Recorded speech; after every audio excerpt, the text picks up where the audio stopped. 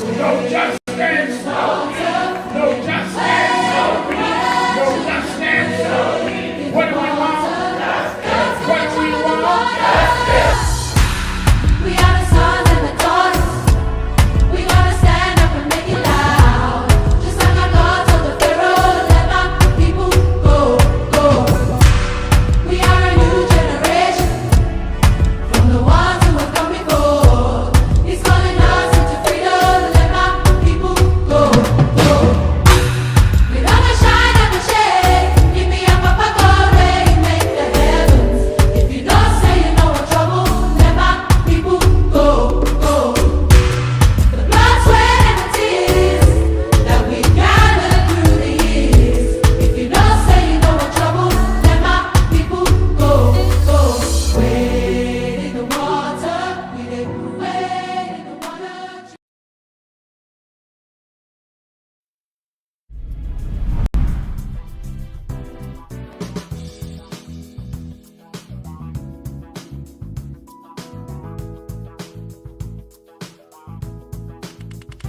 This is the first Thanksgiving I'm here in New York.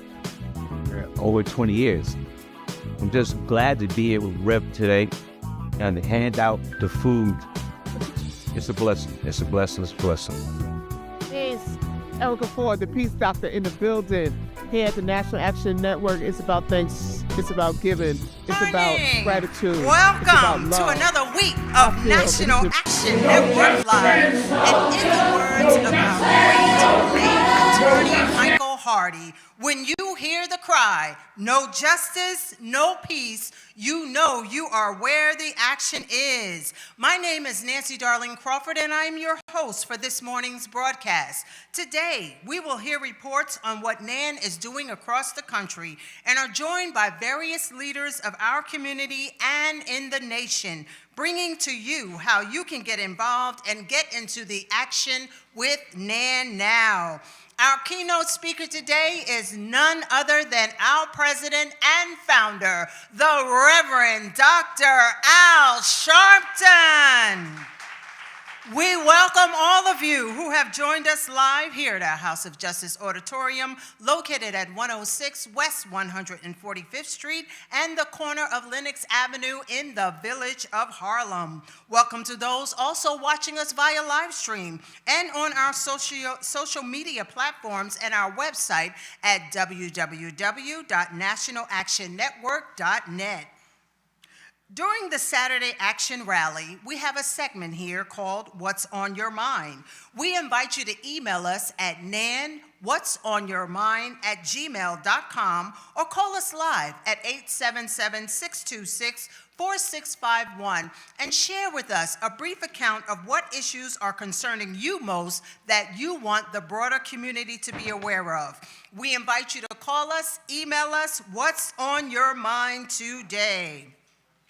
The NAN Youth Huddle will not meet on Monday, January 19th. The NAN Youth Huddle experience will resume on Monday, January 26th, here at the House of Justice in Harlem. Get into the action and join us at the Huddle. Immediately following our Public Policy King Day Forum at the House of Justice on Monday, January 19th, the Huddle will be partnering with the Community Affairs Unit from the Office of the Public Advocate of the City of New York to do a food distribution and created heart-filled impact intentions in the community to serve and let food insecurity decrease on this day in the name of Dr. Martin Luther King Jr., as we serve in commitment of peace and joy. Supplies will be distributed at the House of Justice on first-come, first-served basis as supplies last. All are welcome.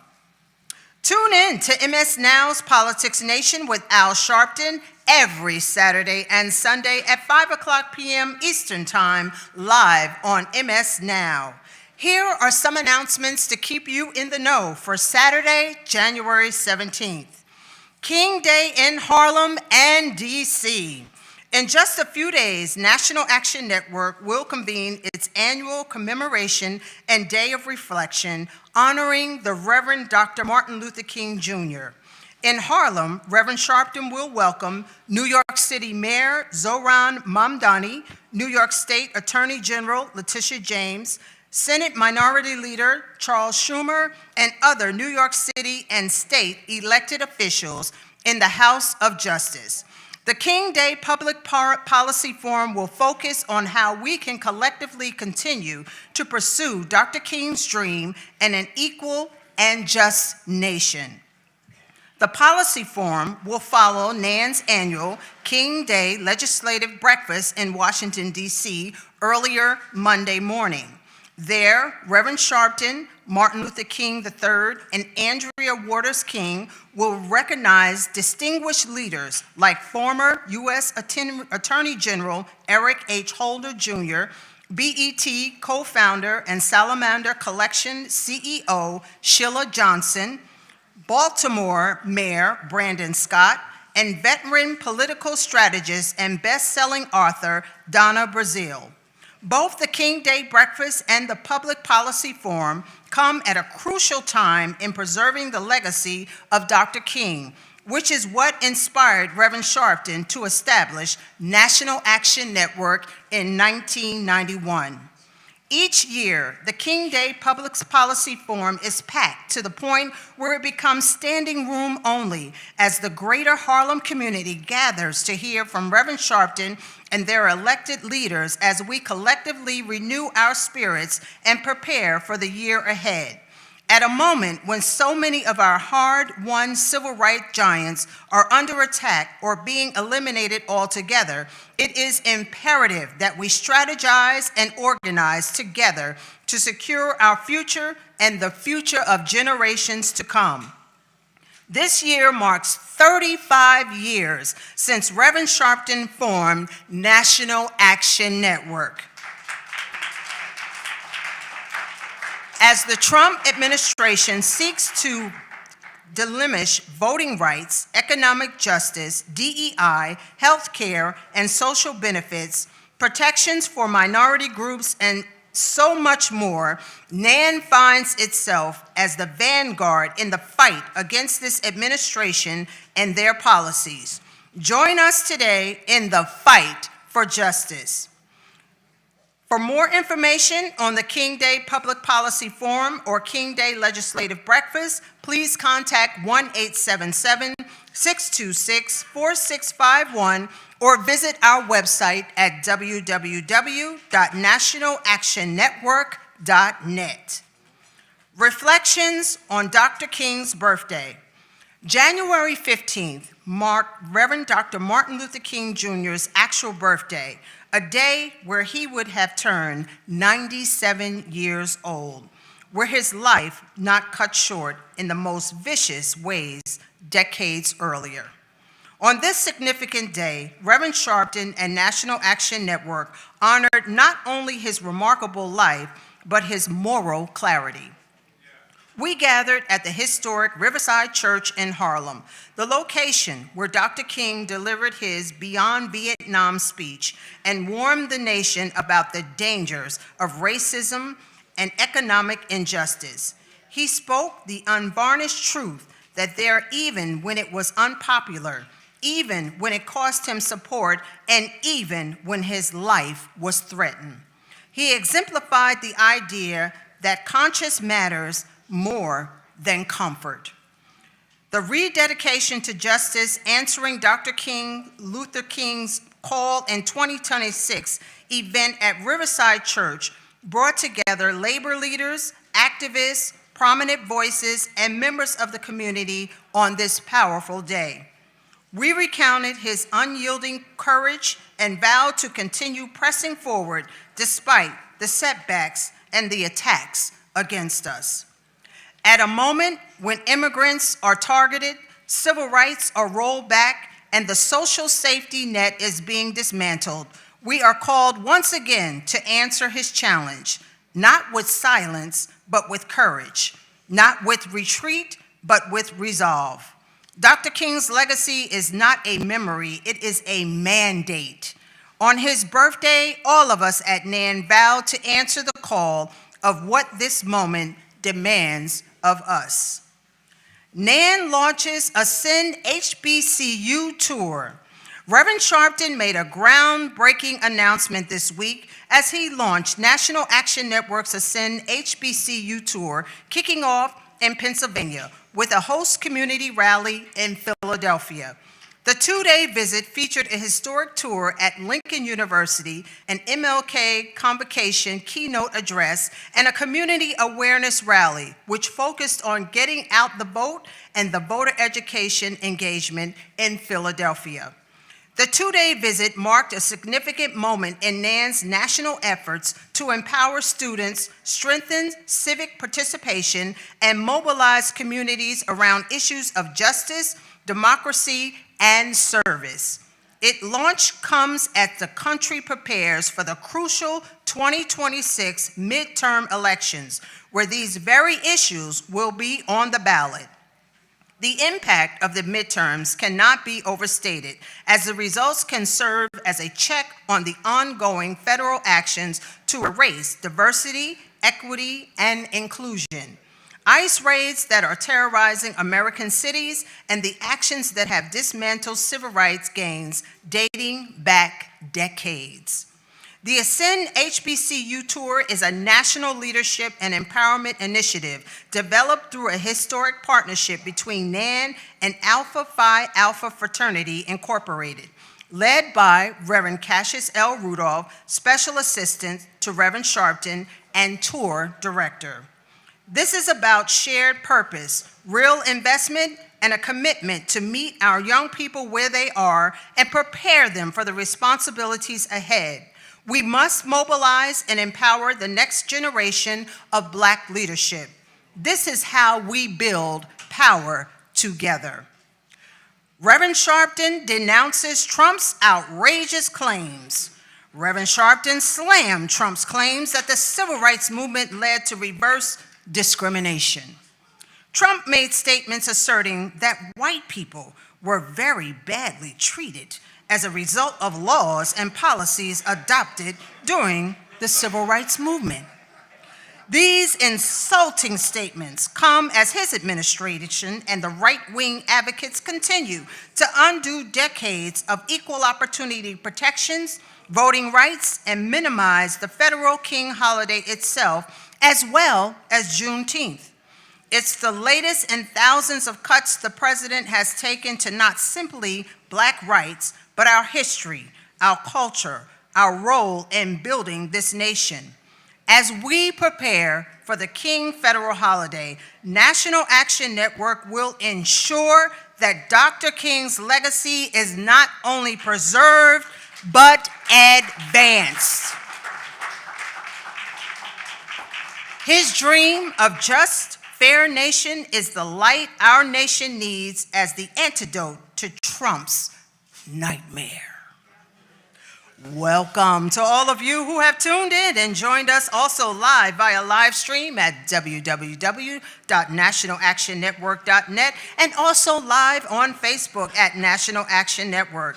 If this is your first time joining us and or if you are not a member of NAN, we welcome you to NAN and we invite you to join us and get into the action today. For more information and to join, you may visit our website at www.nationalactionnetwork.net, call 877-626-4651, or text the word NAN to 59769. Welcome. Let us welcome NAN Change Choir soloist Tisha Hunter under the direction of our musical director, Minister Tyrone Richardson.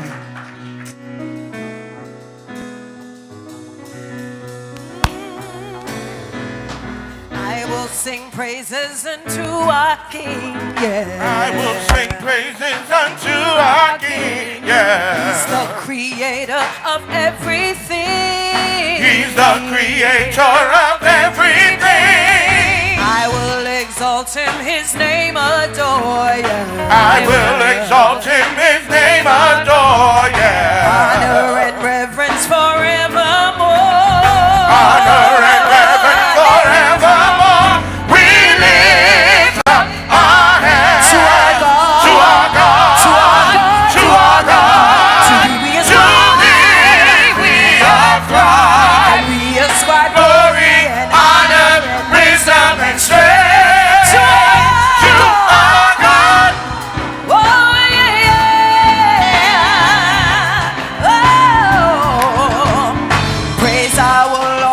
to glorify Him. Praise I will offer to glorify Him. And I declare that His name is holy. And I declare that thy name is holy. Be thou exalted above the heavens. Be thou exalted above the heavens. And all thy glory above all the earth. And all thy glory above all the We say, we lift up our hands to our God, to our God, to our God, to our God. to Him is To glory. thee we ascribe We ascribe glory and honor, wisdom, and strength. We lift up our hands to our God, to our God, to our God, to our God. to Him To thee we ascribe we ascribe glory and honor, wisdom, and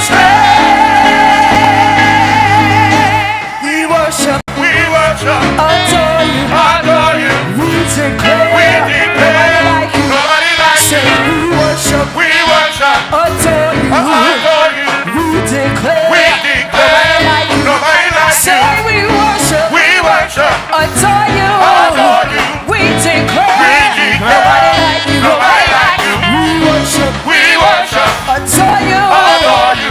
we declare, We declare like you. nobody like you. Say we worship, We worship, adore you, adore you. we declare, We declare nobody like you. say we worship, adore you, we declare, nobody like you, Nobody like you. nobody like you, Nobody like you. nobody like you, Nobody like say you. nobody like you, Nobody like you. nobody like you, Nobody like you. nobody like you, Nobody like say nobody like you, Nobody like you. nobody like you. Nobody Hey, like you. listen, we worship, We worship, adore you, adore you. Elohim. Declare nobody like you. We worship, We worship, adore you, adore you. we declare, nobody like you. Nobody like you. Say we worship, worship, adore you, adore you. we declare, nobody like you. Nobody like you. Say we worship, adore you, we declare, nobody like you, Nobody like you. nobody like you, Nobody like you. nobody like you, Nobody like you. nobody like you, Nobody like you. say nobody like you, Nobody like you. nobody like you, Nobody like you. nobody like you, Nobody like you. nobody like you, Nobody like you. no one strong, Nobody like you. no one big, Nobody like you. no one faithful, Nobody like you. no one holy, Nobody like no one righteous, Nobody like no one righteous, Nobody like We give glory to our God. yeah, hallelujah. Soloist Tisha Hunter and the Nan Change Ensemble. Well, it is Saturday, and we do have a line formed here at the House of Justice, and Reverend Stephen Marshall, Special Advisor to our President and Founder, would like to know what's on your mind. And if you believe that there is nobody like our God, can you give God great praise? Can we honor the Lord today for the choir, the music ministry? That was a right on time song. Welcome to this week's segment of What's on Your Mind, where the viewers, you the audience, have the opportunity to share what's on your mind. Please be advised that the comments and the viewpoints do not reflect the National Action Network, but that the individual that shares this morning. Please tell us your name and what's on your mind. My name is Ernest Waters. I'm from the Bronx, all right? A lot of people have been asking about ICE because they wear masks, all right? So I wrote a little something about ICE, but I want to say something to everybody. Pay attention to what's going on. ICE and the Klan go hand in hand, okay? Because they used to come to our houses in the nighttime and wear the sheets and the robes so nobody could understand or see who they was. And now they put masks on their face and they doing the same thing. And the reason they put masks on their face is because these could be somebody's neighbor, these could be somebody's friend, and what they're doing, they offering them $65,000 immediately sign up bonus. So if they sign up, and $125,000 a year. Okay? So they get more than the teachers get, and the teachers don't even get paid, and they have to teach us. This is called the Iceman Cometh. ICE and the Klan go hand in hand. Killing people at hand. This is the modern day Klan. They wear sheets so they are not seen. They are masked with their faces so that the Klan go hand in hand. Killing people left and right. Killing people day and night. Killing people black and white. The hand of the Klan is just like ICE. Whatever you see ICE doing, that's what the Klan do. The Klan used to come and kill us at night. But ICE is coming in the day and the night and doing all kinds of things. So people have to pay attention to what they're hiding their faces so their faces are not seen. Going around, people are being hypnotized. So what is being done, standing on the side of injustice until they stand in front of the barrel of a gun. Sheets and masks on their face so they are not identified like loved ones standing with tears in their eyes. This administration doesn't care. They want you to live in fear. Look at what's being done. Understand, ICE and the Klan go hand in hand. ICE represents hate in the worst kind. If hate doesn't cease, until then, no justice, no peace. We thank you for that. We have quite a line here, so if you can keep your remarks brief so that we all will have a chance to share. Please tell us your name and what's on your mind. Good morning. This is Dr. Jesse Fields, Harlem Community Doctor. On this weekend of the Dr. Martin Luther King Jr. holiday, what is on my mind is that Dr. King was rooted in nonviolence. We of the National Action Network, led by the Reverend Dr. Al Sharpton, are rooted in nonviolence. Nonviolence for the whole world.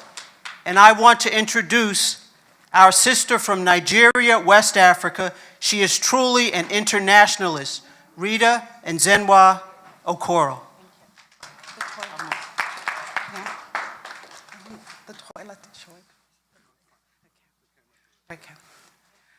Thank you, Dr. Fields. My name is Rita Ezenwa Okoro, and I am an international arts leader from Nigeria. And the word that is, thank you so much. And the word that is on my mind is resilience. These past few days, I attended the International Society for the Performing Arts Congress in New York, where 550 delegates from across the world gathered to reflect on this word, resilience. I heard stories from Gaza, from Native American communities, from the global South, and from Asia.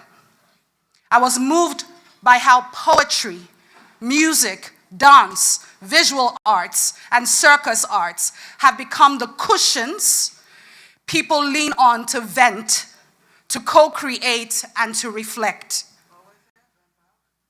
Resilience is the capacity to withstand or to recover quickly from difficulties. Toughness, the ability to spring back into shape. The times we are living in demands elasticity, mental, social, financial, and physical bounce-back ability. As a creative culturist who is always thinking of new ways to shape, cultivate, and promote culture through play and intentional artistic innovations, I keep this saying close to my heart. Culture is a place where we meet before knowing each other. Culture makes space for connection. Play is a form of resistance. It is how adults and not just children connect as a people, regardless of our creed, religion, or race. Through our artistic expressions, we can continue to tell truths that provoke people to action. So my question is, how will you begin to perform resilience in a world riddled with hate and fear? Back home in Ogun State, Nigeria, the community of Ogijo has been devastated by lead pollution from informal battery recycling. My heart goes out to their families whose health has been harmed. In response, young people in Nigeria are rising through a movement I convened called Arts Vocacy. Our goal is to raise 1 million youths by 2030 who use their arts for social justice. Thank you. I'm sorry, I'm going to have to hold you there. We have a long line. I'm almost done. We have a long line, and we're going to run out of time. Thank you. Please step up, tell us your name, what's on your mind. All right, I'm Maurice from Brooklyn. I'll be quick. Before I start, I just want to give a shout out to Victor Pate, the Second Chance Committee, on the 21st. All of us are going out there to advocate to make sure that black and brown people don't die in jail while people like the president have 34 felonies and go on to be president with impunity. So we want to make sure that everybody gets a second chance. Now, what's on my mind is Donald Trump and his statements that white people were treated so very badly during the civil rights movement. Now, the good book says that as a man thinketh, so is he. Right? Now, I want to be clear. White people were standing hand in hand with us to help us obtain civil rights and voting rights and everything else. Donald Trump is not advocating for those people, okay? For him, MAGA, Make America Great Again, is all about bringing us back to a time where people would dump food on us for going to their restaurants. It's about bringing us back to a time where lynch mobs would gather together to stop little black and brown girls from going to school. It's about taking us back to a time where racist police officers could bust you upside your head, drag you in and charge you with assault.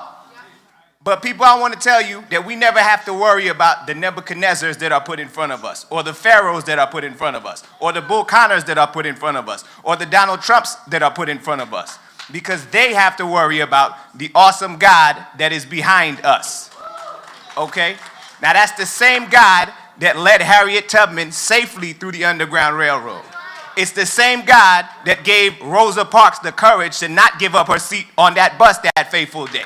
It's the same God that helped us to elect the best president in United States history, Barack Hussein Obama, a black man from the south side of Chicago.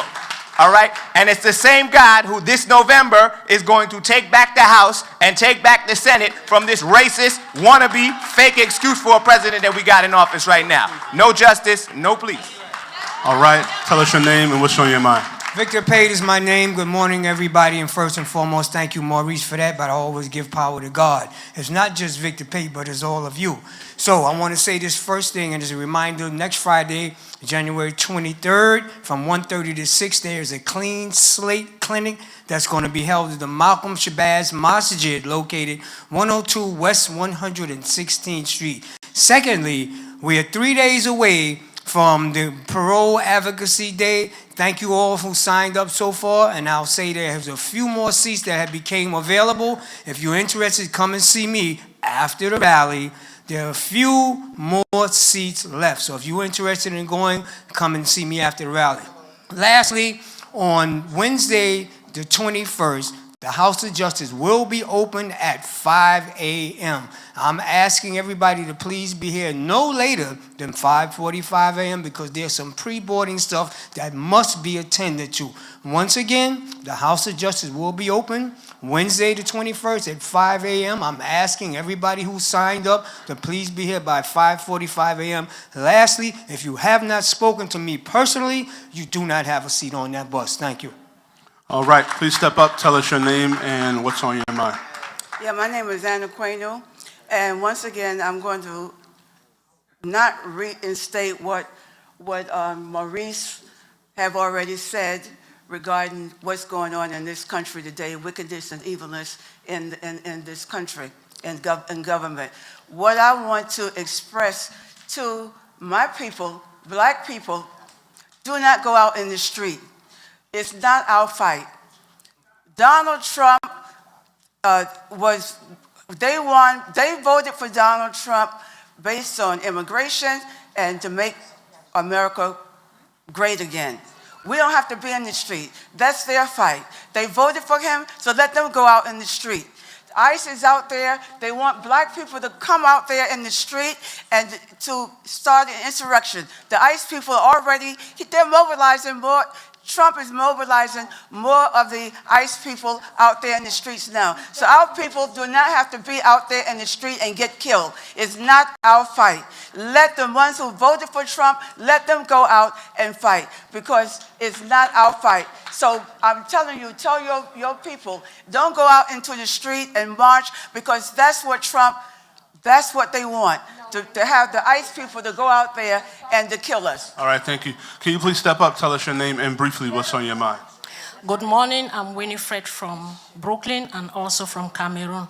I'm very happy and excited for the interest of Africa. I'm sorry, can we please respect and have a level of decorum? Everybody has an opinion. We don't have to agree, but we must be respectful. I'm happy and excited for the hope and enthusiasm I see for Africa from House of Justice. But I continue to say, unless we have a strong relationship with NAACP, we are going to lose Africa. It's not going to be governed anymore by black people. Both President Clinton and Chirac had earlier said the solution is for them to go back and take care of us. President Obama also said they should set rules for us to follow. I'm in support of them. Look at the migration crisis over the past decades from Africa. Despite the fact that the routes are very, very risky, the governments are doing nothing. So many of Africans are dying in the forests of Central America. So many can't make it across the Sahara, the Mediterranean Sea. In North Africa, they are torturing and killing black Africans who can't go across. And our governments are aware of all of this. In fact, North Africans are trading black Africans as slaves amongst themselves. And this has been going on for long. What are sub-Saharan head of states doing? If they're not doing anything, these guys are right to go back. So the only way we can preserve Africa as continent of black is strong partnership with NAACP. Thank you. We have exactly 3 minutes left. If we all can take 1 minute. Oh, no? Okay. 1 minute each, and we can get everybody on the line taken care of. Good day, everybody, and God bless everybody. My name is Sister Reverend Word. I'm from Heaven, born in Harlem. I'm 74 years old and new, and I'm National Action Network lifetime member, and I'm a Jesus Christian. Of course, what's on my mind is Bible scriptures. Christ Jesus showed us by example that freedom is not free.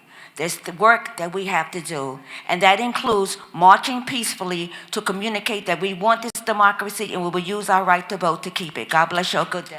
Thank you. You step up, tell us your name, what's on your mind. Grand Rising and family. What we're seeing in Minnesota and other parts of the country is treacherous. America is in pure chaos. What they did to Renee Good and others in our country is completely unacceptable. We are not exempt, though. Dr. Martin Luther King said we are tied together by a single garment of mutual destiny. There are similarities to Adolf Hitler as he rose to power in Germany.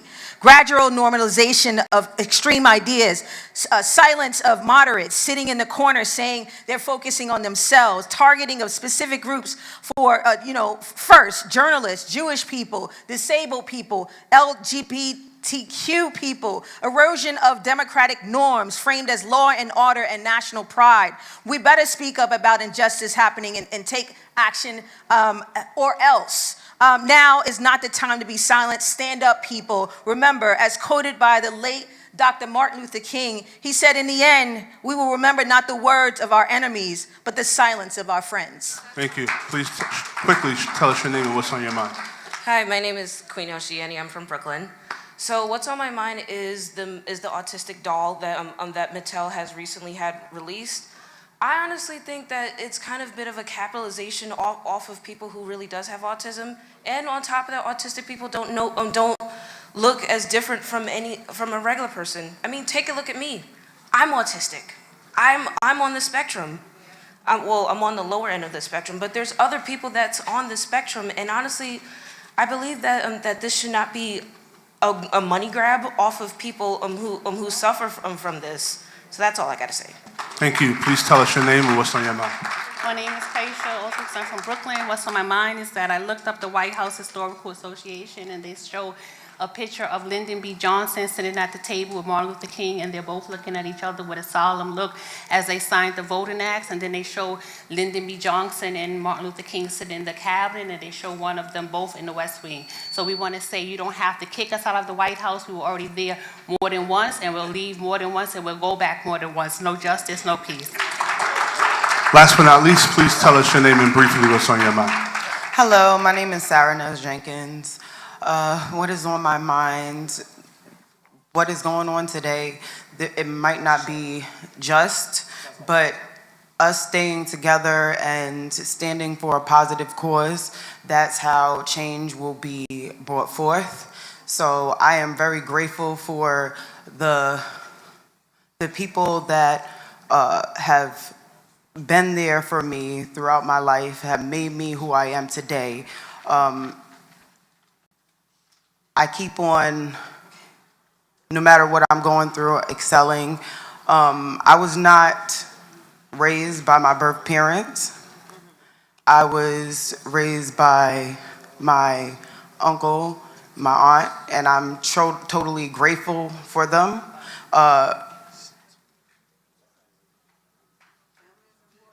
Yes.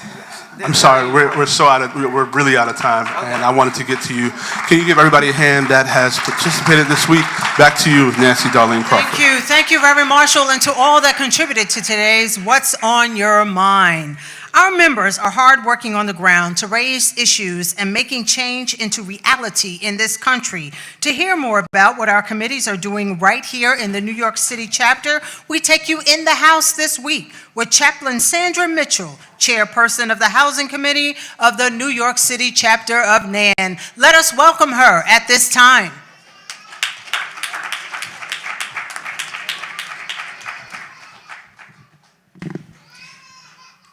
Thank you, Sister Darlene.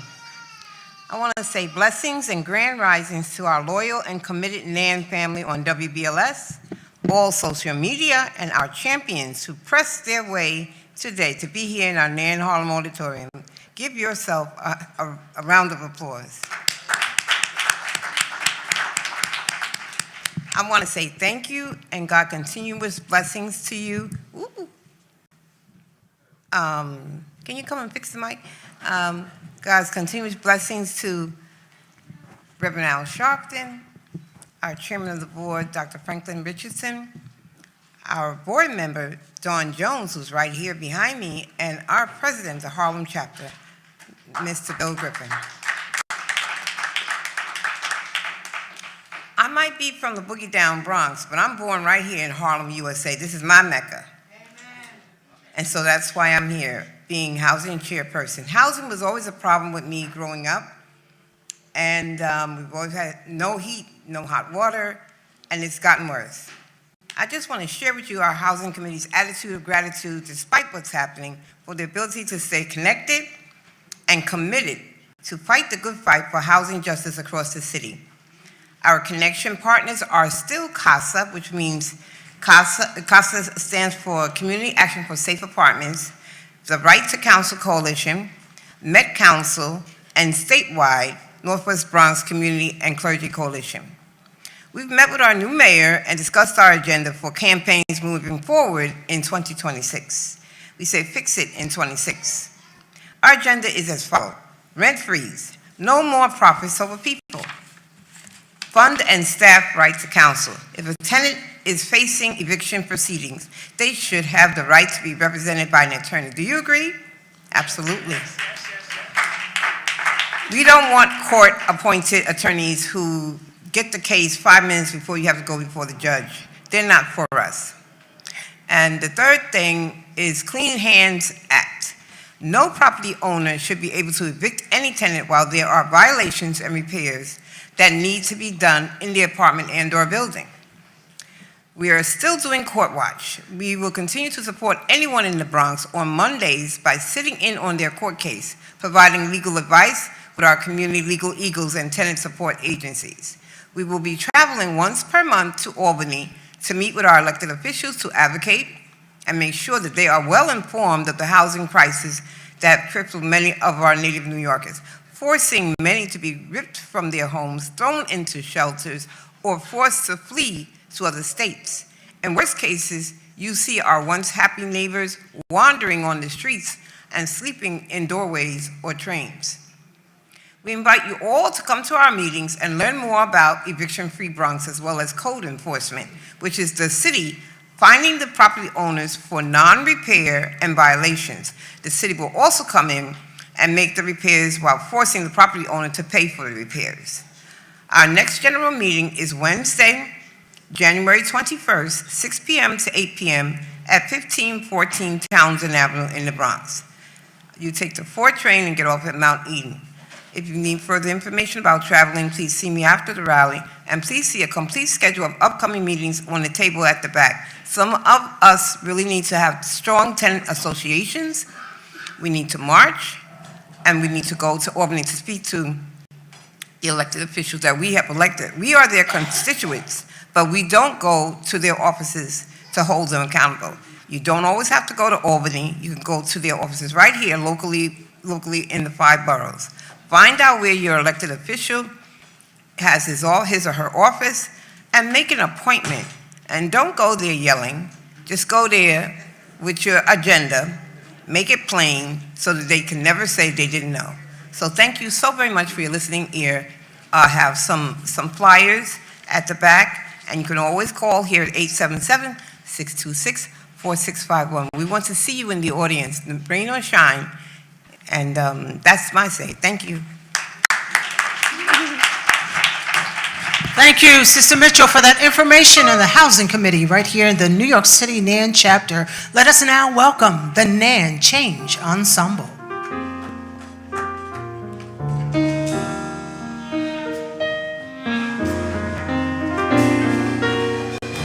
Jesus, you're the center of my joy.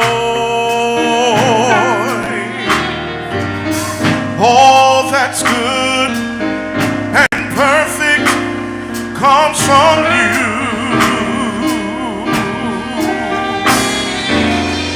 You're the heart of my contentment. You're the hope for all I do.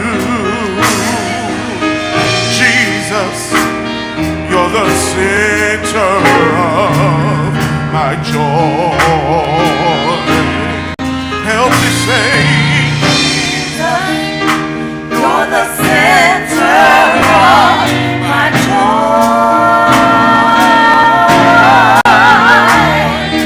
All that's good and perfect comes from you. You're the heart of my contentment.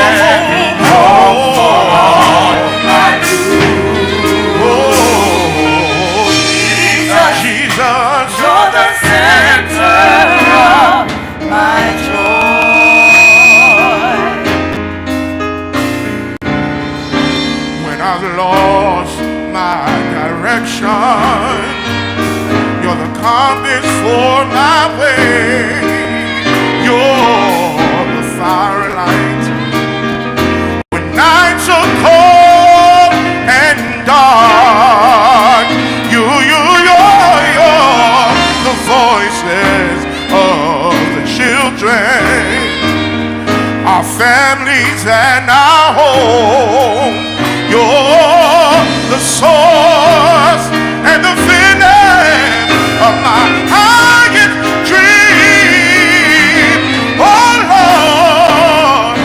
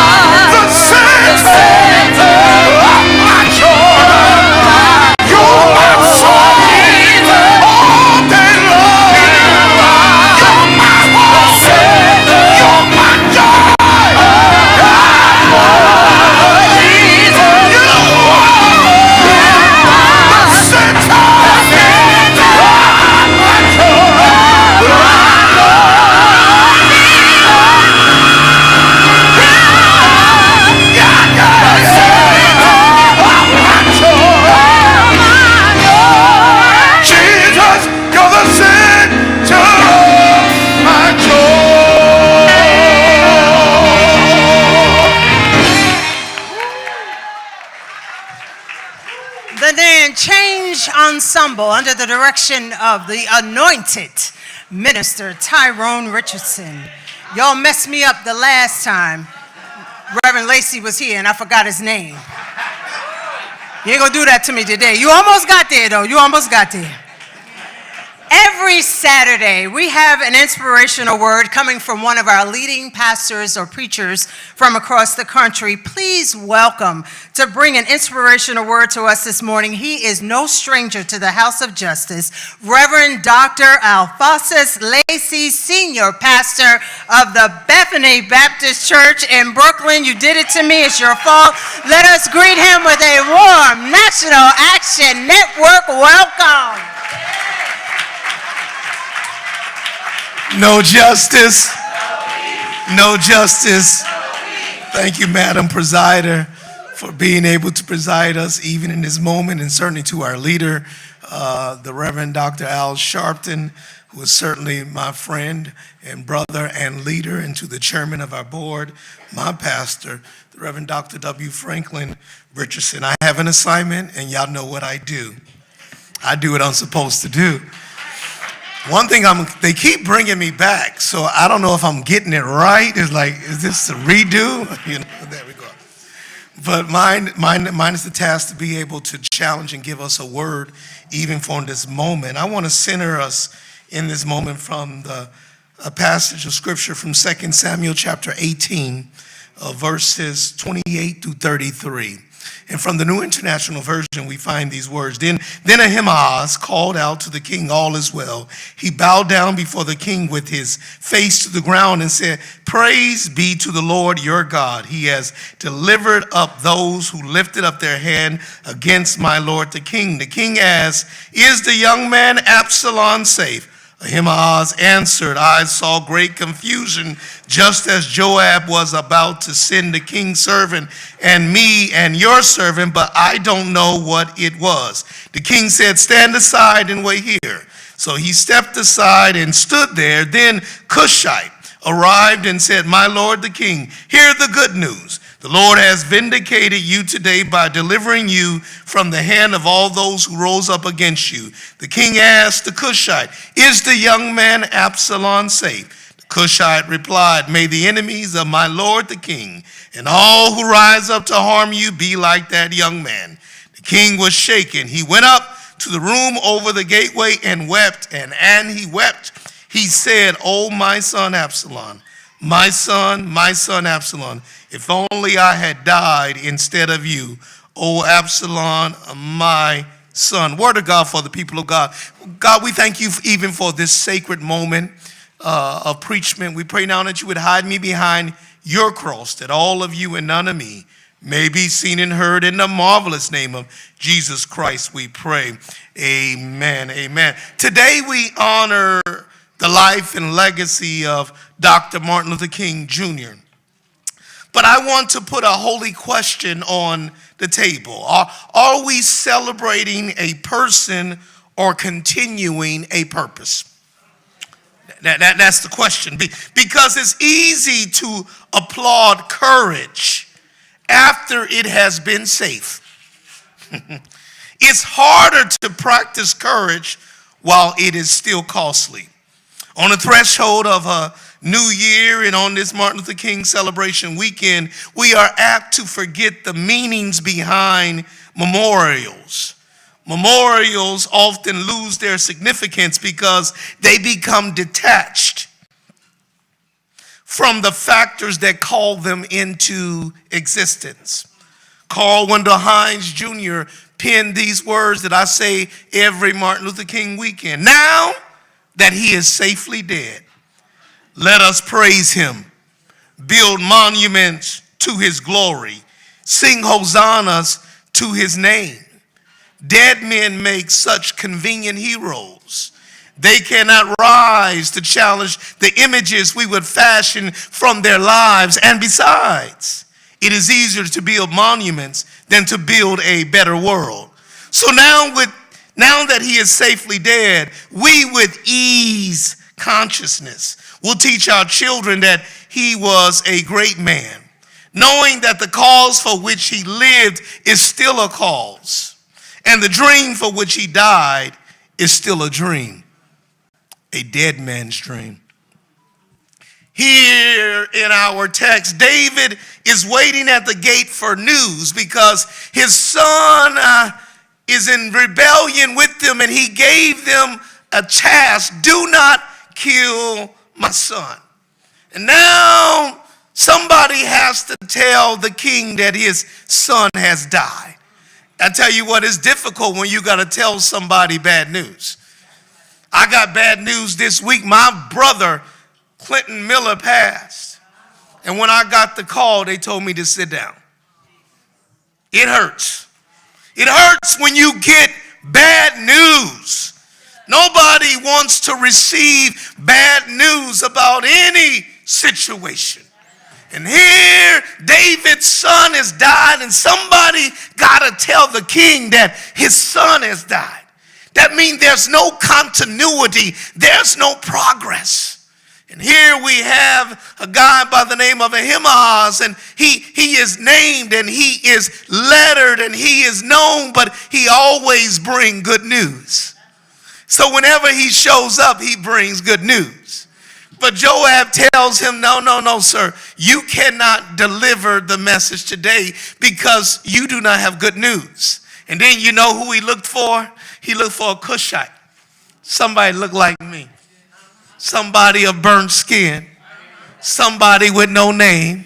Somebody from the project. Somebody that you can. I want to just get some people to be able to stand up, because somehow we look into so many credentialed people, but do you know how many leaders are in this place who stood in line to say, tell me what's on your mind? You were able to speak truth to power without any credentials.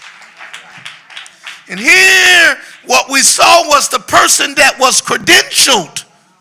When he showed up and the king said, is it well with my son? He said, there was a great commotion. I did not know. I couldn't tell what had happened. And what I want us to be able to know, beloved, is that we need to have some Cushites in here to tell some inconvenient truths. There are some truths, and some of the truths are that we are not okay. We are not safe. And let me drop this. This ain't on my notes, but there's some ICE people in here. Why do you think they wear masks?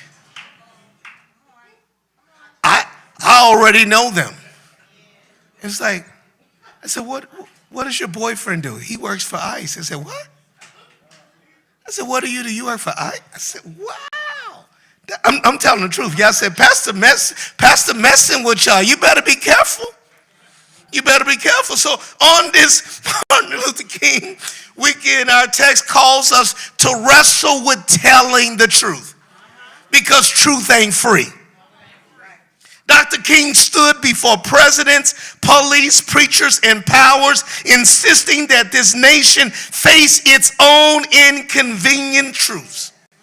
And in every generation, power learns ways to divide, erase, and isolate. That's DEI.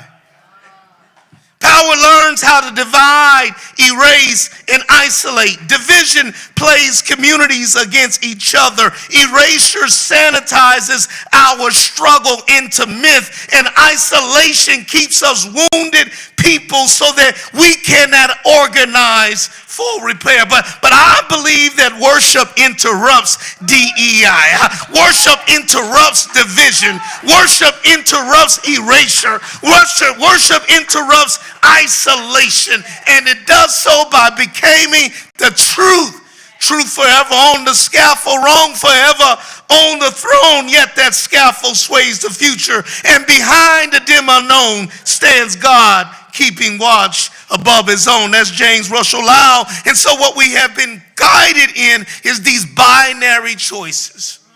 Choose between W.E. Du Bois or Booker T. Washington, Martin Luther King or Malcolm X, black or Hispanic, I not black, blue collar or white collar, man or woman, gay or straight. But what we know here is that truth confronts power. And that's what we have to be able to do in this so-called big, beautiful bill that has now raised up our taxes. And what we try to focus on is even the piracy of America. You know, we stealing people's stuff, trafficking, stealing people's bodies, kidnapping leaders of head countries, taking over countries, Venezuela and Greenland, all of this stuff. And yet we try to blame this man, but the truth of the matter is that we need to blame our friends because somebody voted for this situation. That's all. Quit blaming Donald Trump for everything. This country has voted for him twice. And what we want to know is that in our situation, we got to confront the power. But when you confront the power, that you also know that truth carries a cost. You can't tell the truth without somebody condemning you, without somebody attacking you, without somebody being able to have you pay the price. And the Cushite had to pay the price because Ahimaaz could not. But lastly, truth calls us to healing. See, when we understand truth, it interrupts our false celebrations. As we're about to celebrate the 250th anniversary of this country, when you tell the truth, it ought to interrupt your celebration. It should expose the cost of your victories. Truth then is not just an accusation, it is an invitation for us to fix this situation. So what I want to let you know, beloved, we are the ones we've been waiting for. I'm not afraid of the truth. Truth is not beautiful. Truth is not pristine. But if you will be a Cushite and tell the king his son is dead, and what are we going to do that the king's son is dead? This is the word of God for the people of God. And we all say together, thanks be to God. Thank you, Reverend Dr. Adolphus Lacey. There we go. Let us now welcome the Nan Change Choir.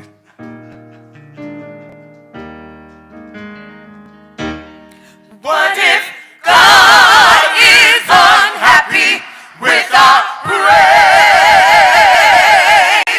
What if He is not pleased with the words we say? What if He takes away His love and His Spirit from above?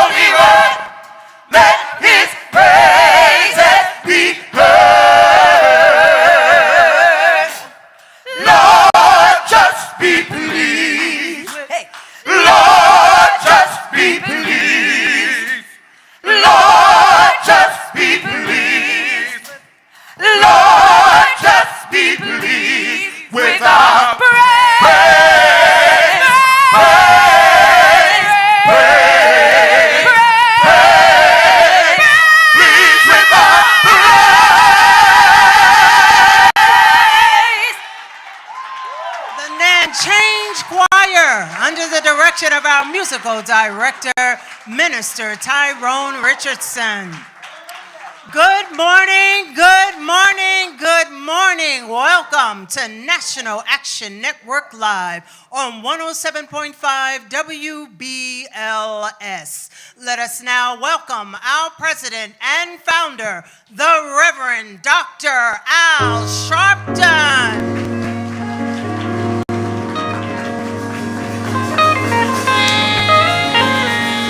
No justice. No justice. No justice. No justice. What do we want? What do we want? What do we want? When do we want it? When do we want it? When do we want it? When do we want it? Shake hands with the person next to you. Tell them you love them. Never give up and never give in. A change will come. Keep it down within. Troubles and trials, that's the way. God on our side, just give a try. Hold on, be strong. A better day is coming and it won't be so long. Yeah, change will come. Change will come. Change will come. Standing with you, your change will come. Your change will come. Standing with you, your change will come. Your change will come. Never give up and never give in. A change will come. Keep it down within. Troubles and trials, that's the way. God on our side, just in the try. Hold on, be strong. A better day is coming and it won't be too long. Yeah, change will come. Change will come. Change will come. Oh, your change will come. Your change gonna come. I know it will. Your change will come. Your change gonna come. Your change will come. Your change gonna come. Change will come. Oh, change will come. Many of us think that we are just talking about change and just trying to get by the day in the best way we can. But let me tell you that change is not just some mindless theory to us. Because some of us have seen change. And some of us, despite the darkness of the hour, know that beyond the dark clouds, the sun is still shining. And if you can just get through the clouds, and if you can hold on through the turbulence, your change will come. Your change will come. Your change. Don't you give up. Your change. I know it will. Your change. Change will. Change will come. Change will come. Change will come. I was blessed to know a lady from Marion, Alabama, named Coretta Scott King. Ms. King told me one day, she said, Al, I got to know Mrs. King well because I work closely and still do with her son, Martin Luther King III. She said, Al, I know sometimes you get a little discouraged. We were in the middle of some crisis. She said, but let me tell you something. I was born in Alabama, and my husband, Martin, was born in Atlanta, Georgia. Martin couldn't go to the public schools. They had to go to the colored school, Booker T. Washington's elementary school.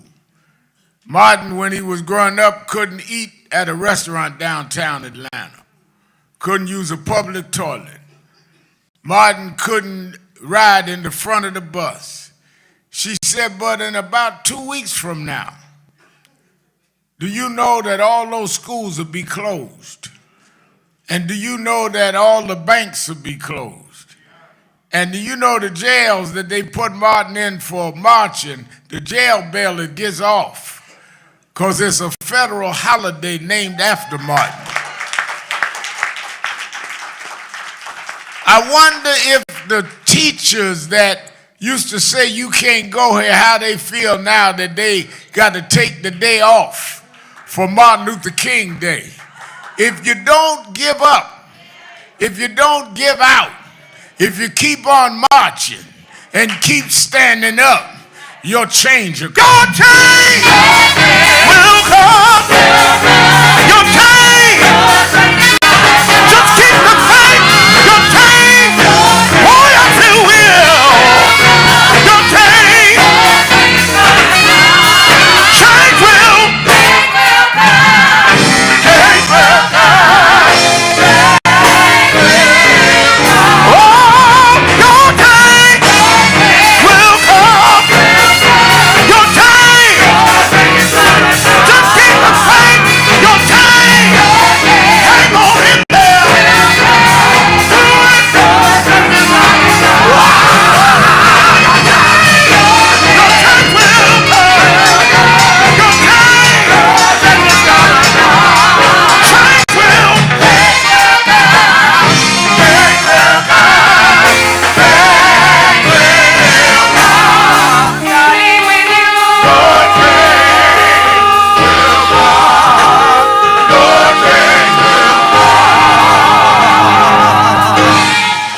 National Action Network Change Choir, give them a big hand.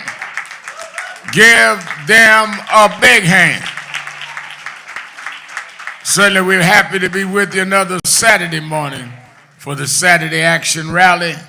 For you that are live in the House of Justice, 106 West 145th Street in the village of Harlem.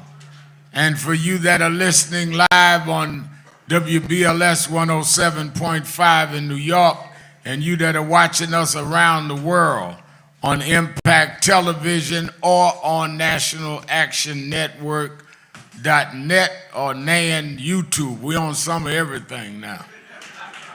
We're happy to be with you to give our report on where the action is. Give a hand to our presider, Sister Nancy Darlene Crawford. Hand to our Minister of Music, Minister Tyrone Richardson. Give our band, Chris Garland, Raymond and Guy Jenkins, and Brother Malcolm Seal. Give them a hand. And certainly we want to give a hand to my pastor, gave us inspirational word this morning. Give a hand to one and only Reverend Dr. Adolphus Lacey. And I don't mean doctor, you know, preachers call each other doctor. He real earned doctor. So when I say doctor, I mean doctor. He ain't like Tony. Well, Tony just a patient. I got to get you early because you wasn't here last week, so I'm going to double up on. In fact, Tony, you need to join Bethany. But that Sunday, I want to baptize Tony. I got to hold him down a little longer than most folks.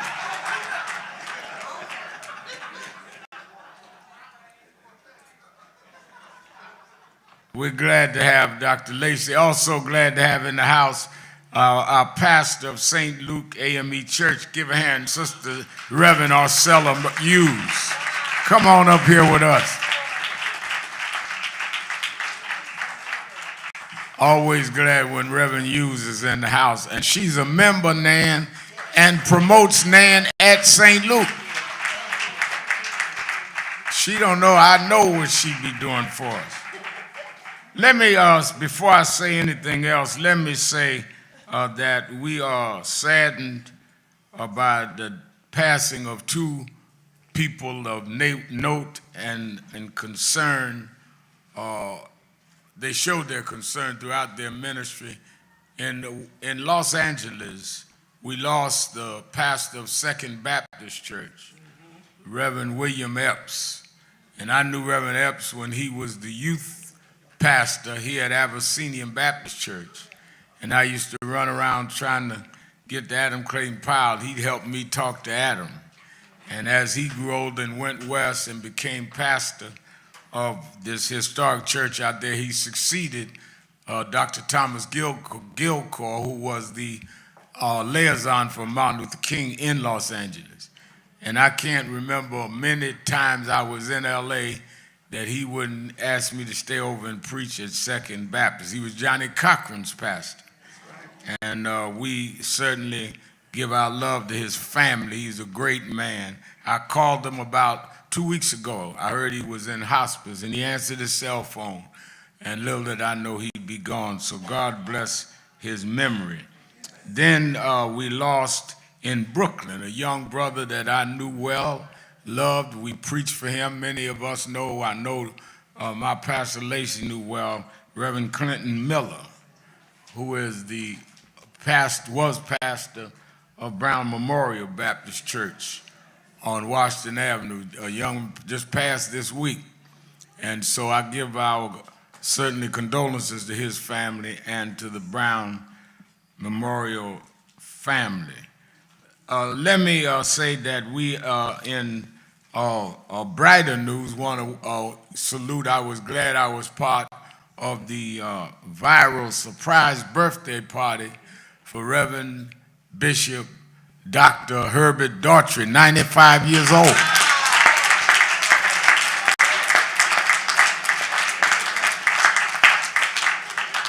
"95 years old," and his family pulled off something that I didn't know they could pull off. We really surprised him, and people all over the country were calling in, wishing him a happy birthday.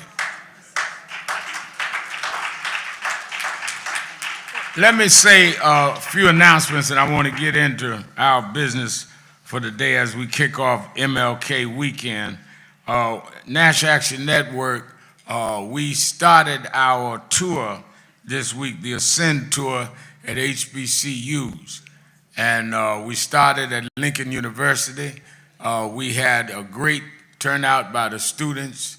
Our panel led by Reverend by Reverend Cassius Rudolph, including Ashley Sharpton and others, met with student leaders, and we did a community rally in Philly, and we thank Monumental Baptist Church for hosting us in that rally. And then we had the general convocation, about 400 students I addressed on the next day. This week, the tour is going Wednesday to Miles College in Alabama, Fairfield, Alabama. And 10 o'clock, they're going to start with civic engagement.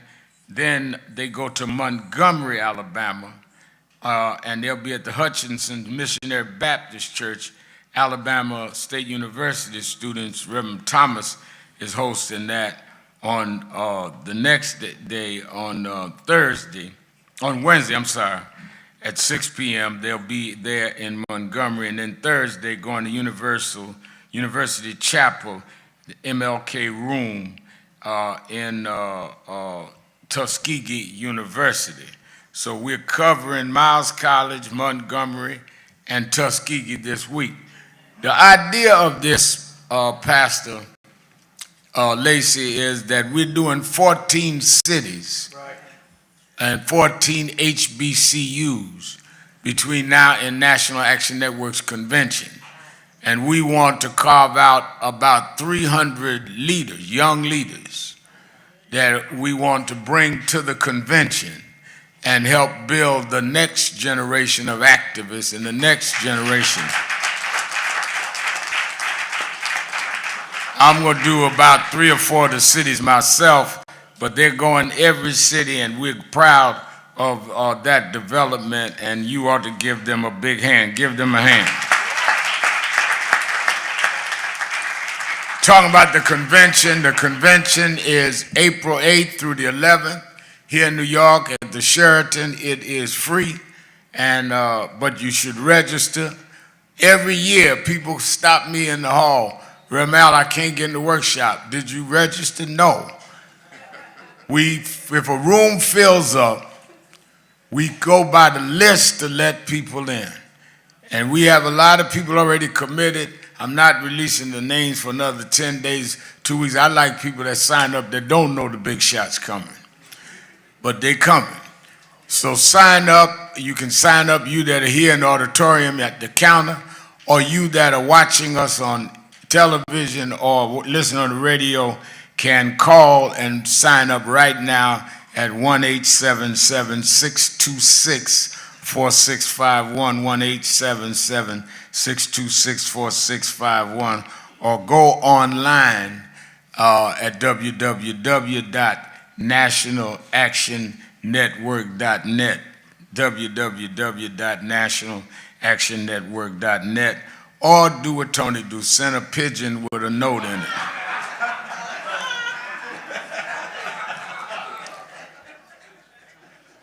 This weekend is Martin Luther King weekend. And let me say this, there are forces that want to make this the last federal holiday for Dr. King. I want y'all to be real clear on this. And I'm not exaggerating, because there was a policy in the national parks services that on Martin Luther King Day and Juneteenth, you could go to any of the national parks free. Donald Trump stopped that. And you got to pay now to bring your family to the park on those holidays. But he kept Flag Day because that's his birthday. There are moves to try and discredit Dr. King. If there ever was a time that you need to be at every King observance and celebration, you need to show up in numbers to show we will not let them take away our federal holiday.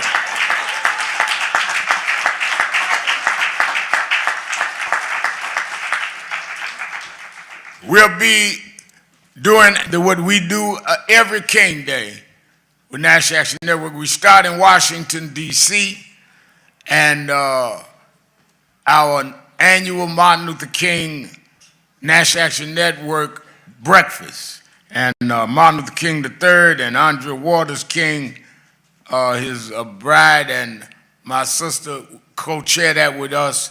This year we're honoring former Attorney General Eric Holder, and we're honoring the outstanding mayor of Baltimore, Maryland, Brandon Scott, who has brought gun violence down to a minimum. And we're honoring Sheila Johnson, who is black woman, entrepreneur, owns more hotels than anybody black in the country. And she owned the hotel we'd be at, the Salamander. And then she's a co-founder of BET with her former husband, Bob Johnson. And then we're honoring Donna Brazile, the political strategist. Then we fly back to New York. We're going to be here starting 1 o'clock sharp. That means don't come 12:30 looking for a seat. We're going to start 1 o'clock sharp. What we've done is every year, and National Action Network will be 35 years old in March. Very few organizations lasted 35 years and don't take any city, state, or federal money. We take no public money, so that if we want to protest somebody or jump on somebody, they can't cut us off because they didn't cut us on.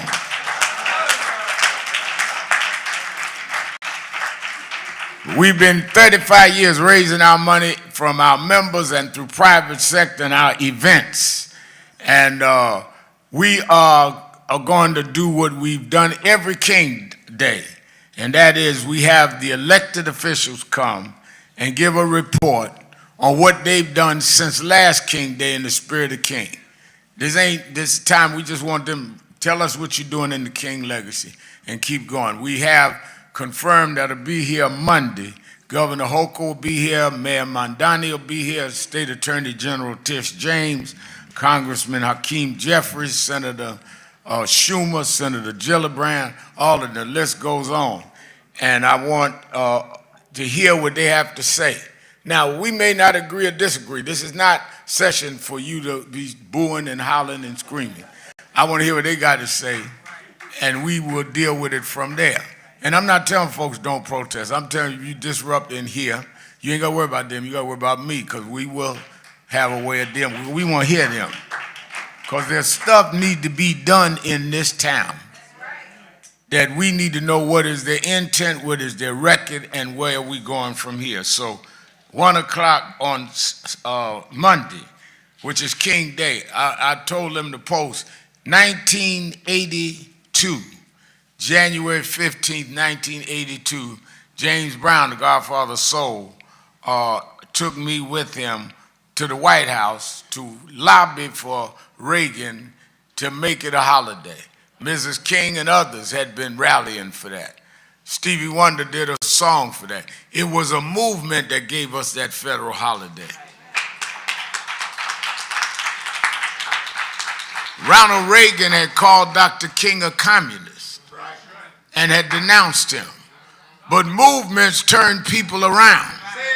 And the same Reagan that called him a name was the same Reagan as president that had to sign the federal holiday for Martin Luther King.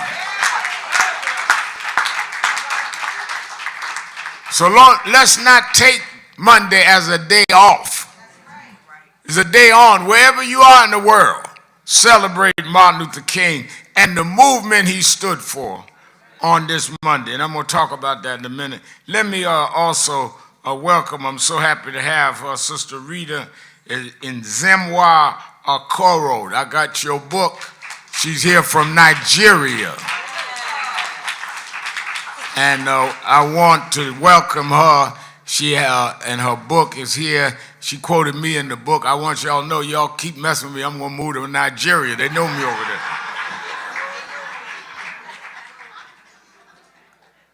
Let me say one of the things that I am happy to see is someone with a track record and an innovative that has become now the Chancellor of schools in New York City.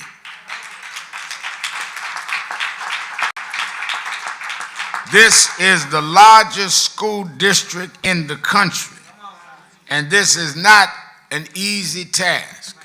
But you need somebody that is experienced and wise, but also young and energetic with a vision. And Mayor Mondani has brought him on, and he wanted to come, and I invited him to come to give us a few words. Let's welcome the new Chancellor of New York City Schools, Chancellor Kamar Samuel.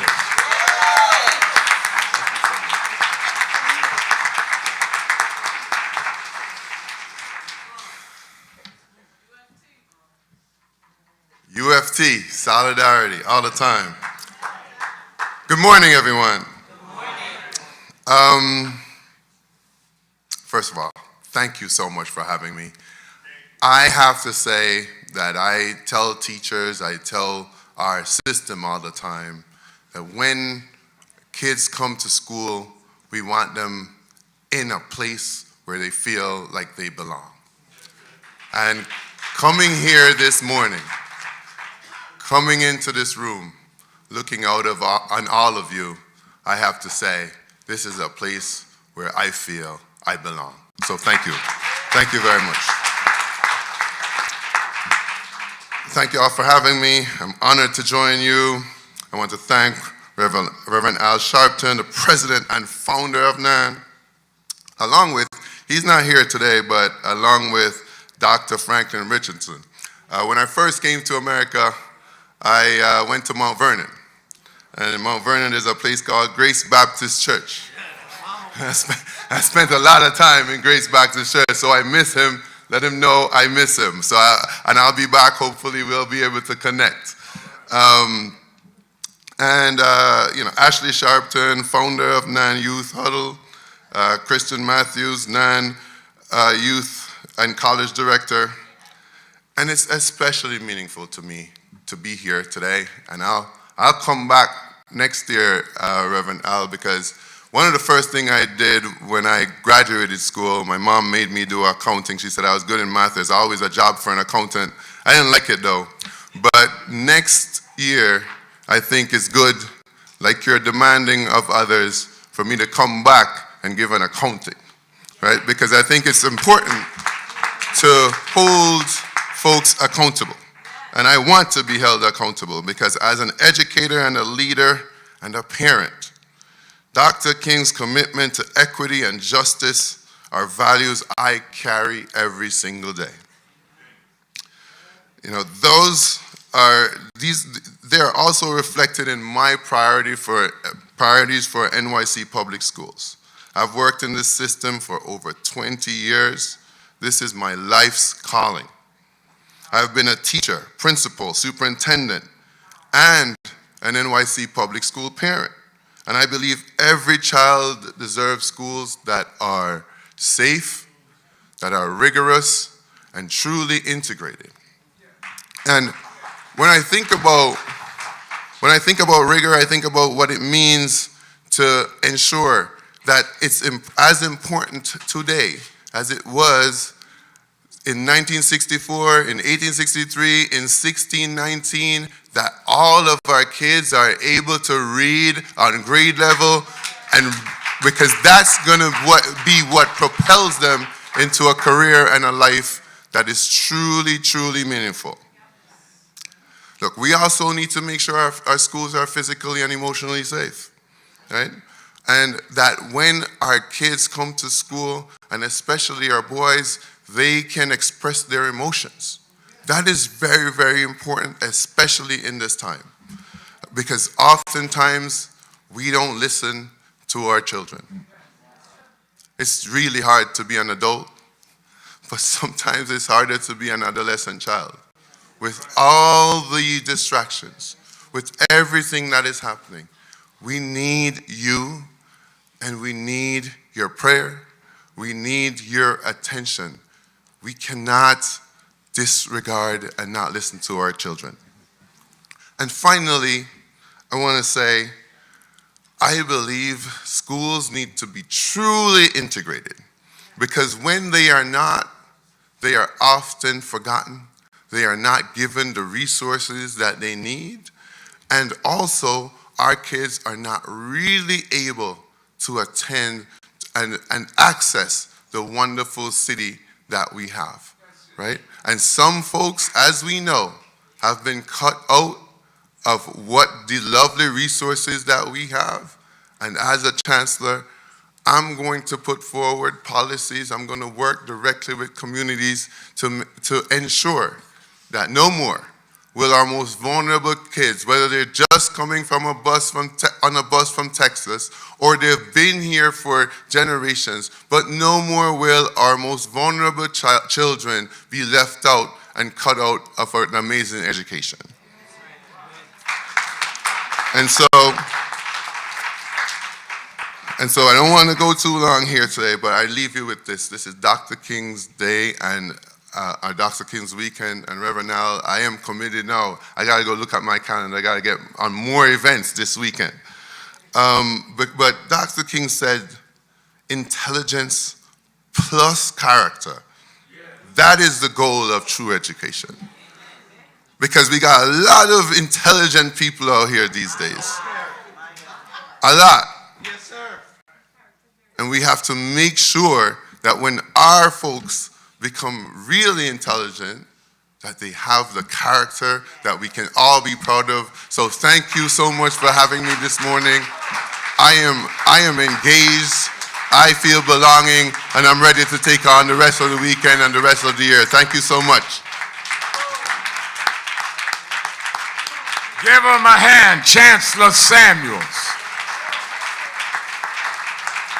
And certainly, his chief of staff, Kanita Lloyd, used to work here at NAN. Y'all know Kanita. Give her a hand. Let me say that a couple of things that are of deep concern to us this week. What is going on in Minneapolis, Minnesota is a disgrace. What they have done is really turned Minneapolis into a police state. On my television show this evening, I'm going to be dealing a lot with Minneapolis. I'm going to have on the senator from Minneapolis, Tina Smith. I'm going to have former Attorney General Eric Holder on. I'm going to have others on. Because if they can do the illegal acts under ICE that they're doing in Minneapolis, they will do it all over this country. This resistance, first of all, these marches, and our field director, National Field Director, Reverend Toon, has been talking daily, 2 or 3 times a day, to people on the ground. And we are available to go in when needed. But at the same time, we do not want to the Trump people use us coming in as an excuse to escalate. Because they want to blame something on somebody. But they have a real grassroots movement of many grassroots groups. I've been talking to Attorney Armstrong, myself, and others on the ground that we can support. Let me tell you, to kill this woman in cold blood and then lie about it is wicked and blasphemous. And I hope every reverend, every preacher, priest, imam listening to me will talk about it tomorrow morning. Because this is beyond politics. This is wicked.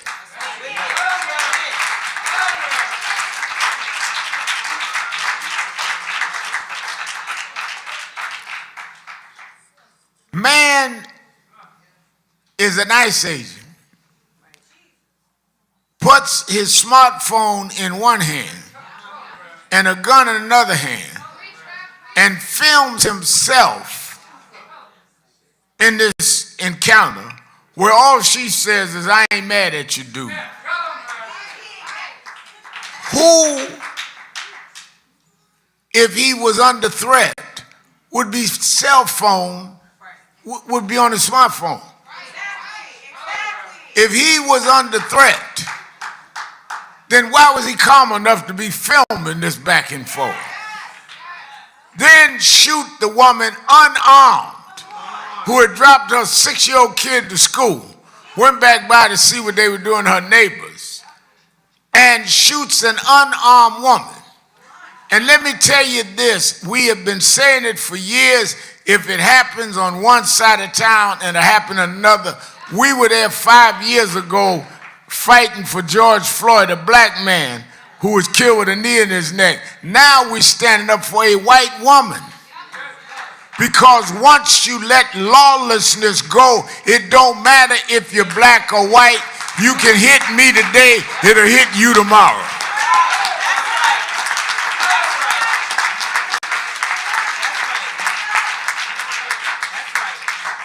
We stand for justice for Ms. Good, just like we stand for and stood for George Floyd. And we're saying that for the president to respond by saying, "I'm going to send more ICE agents in." But I also have said to the activists, I've talked to them, and they've been really great on the ground. Maintain the nonviolent protest. Don't let them bait you into violence. They want you to bite the bait so they can look justified. I remember when we had to deal with it here from beginning of me getting involved all the way to now, telling folks they want you to be violent. The strategic genius of Martin Luther King was nonviolent protest. Now, he believed in nonviolence. He was a follower and student of Mahatma Gandhi, but he also was a morality stand. And you, as long as you let them do what they're doing, they will expose to the world who they are. Don't get in the way of them showing everybody who they are.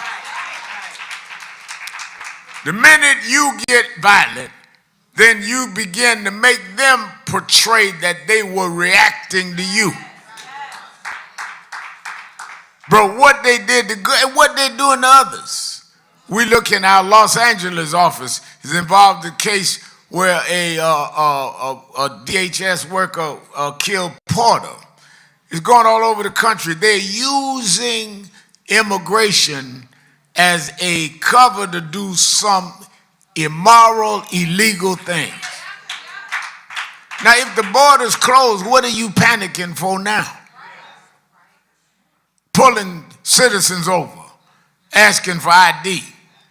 So we're aligned with those forces. Let me say, as we go into King Weekend, everything that Dr. Martin Luther King Jr. and the civil rights movement of the 60s did is under real threat.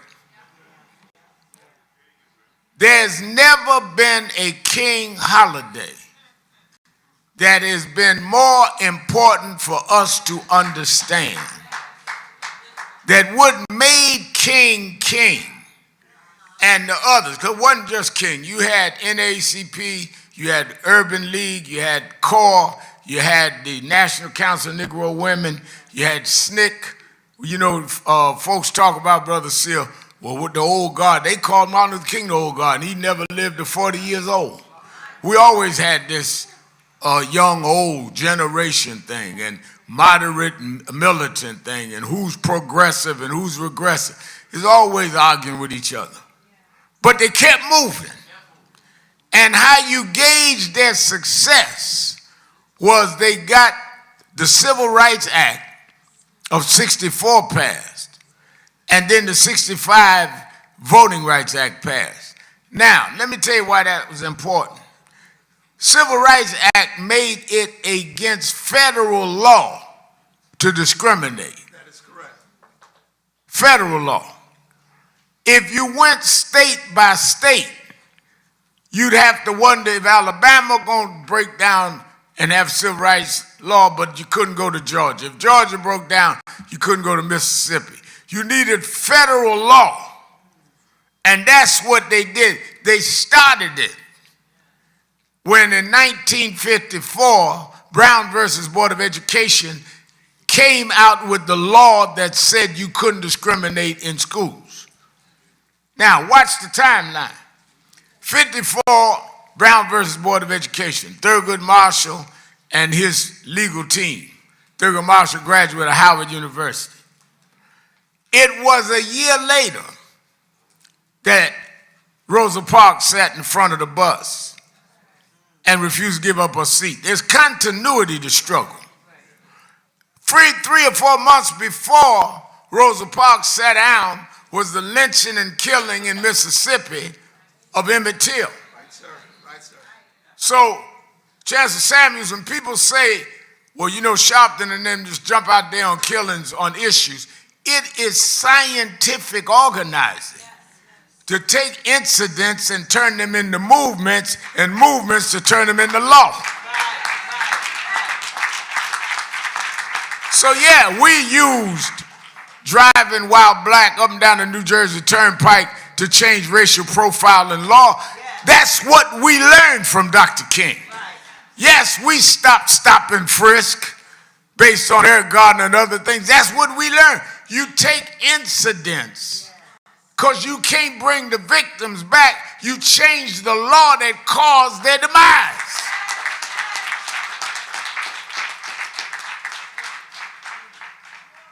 Don't forget, they're getting ready to celebrate later this year. I was talking about this the other night in Philadelphia. They're going to celebrate the 250th anniversary of the country. They already got hats out there. Some man went out Times Square, sold all he had, re-upping. 250th anniversary. But the reason I raised it in Philly is they signed the Declaration of Independence in Philadelphia in 1776. But what I want to know is, what are we going to do? Because we had been slaves 157 years before the Declaration of Independence. So how are we supposed to fit in this celebration? They brought us here in 1619. They didn't even declare independence from King George until 1776. So what you going to do about all them years that we worked and never got paid, where our names were taken from us and we were named after our masters, where our families were sold to different states never to reconcile? We was over a century and a half before you ever became a nation. That's right. And from 1619 all the way to 1863, we were by law slaves. Right. By law. This wasn't a custom. This wasn't just something that go around Alabama. It was the law. And it was because blacks joined the Union Army, y'all hear me talk about that all the time, that Lincoln didn't want to free the slaves in the southern states to fight. He had no choice, they were losing. And when the blacks joined the army, it gave enough of manpower that they defeated the Confederates. That's why I tell students, I'm not going to mess with your job, Chancellor, but I tell students that Lincolns didn't free the slaves freed Lincoln.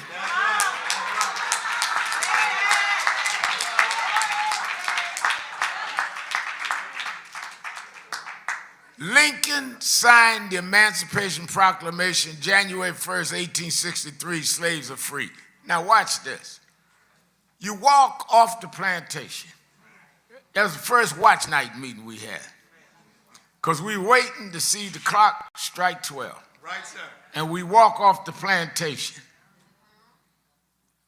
But you walking off to what? You've been slaves 246 years. You got no money because you made no wages. You have no education because it was against the law for you to read and write. If they caught a white teaching you how to read and write, they'd prosecute him. You had no family because they sold you all over the country. So you walk off to what? The only thing we had was our ability to come together and congregate and form the black church. Come on, sir. Come on, sir. That's the only thing we had. And everything we built started in the black church because that's the only thing we control.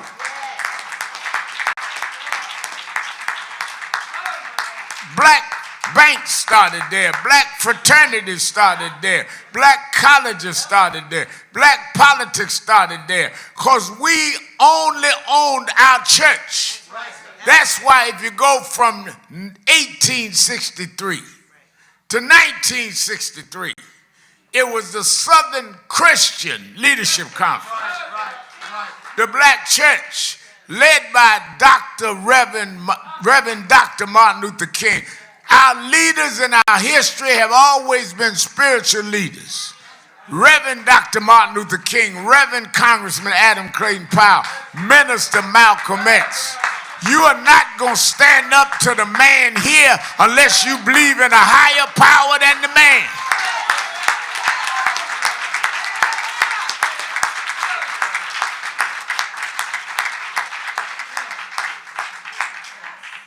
That's why you can't send people to fight the oppressor that wants to have the same behavior and conduct of the oppressor. You sending imitators in rather than liberators in.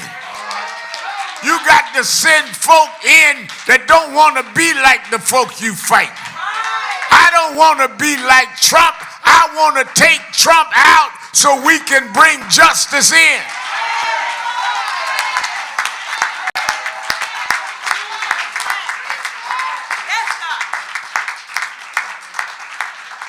Problem we have is we have too many blacks that crossed the the color line that was broke down by Dr. King and Rosa Parks and others that wanted to be like the folk we were fighting.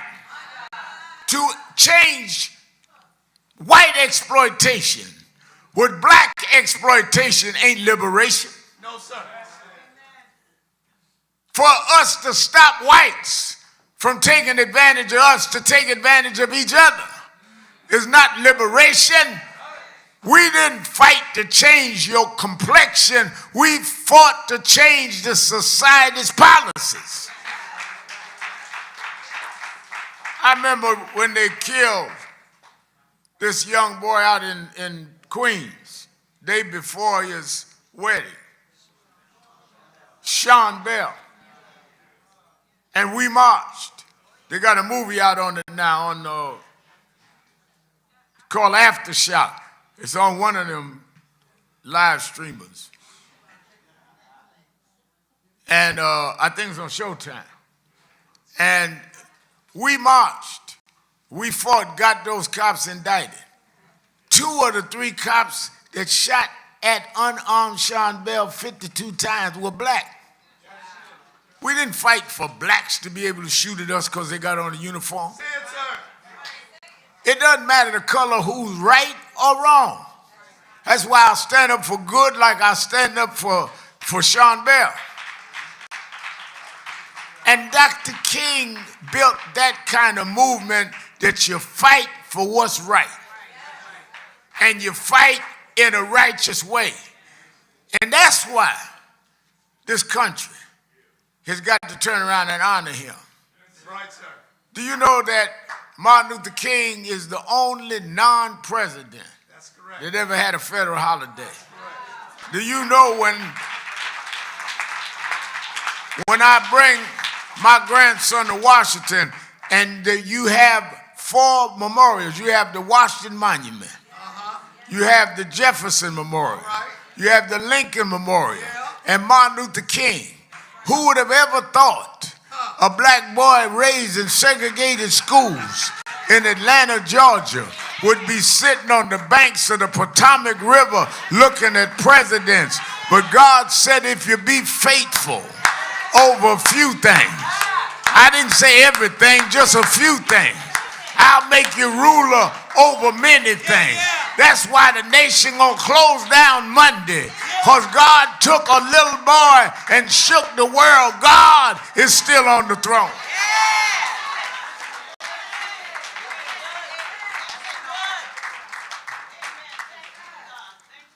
The strength that it takes is you got to know you're going to win anyhow. You ain't holy enough.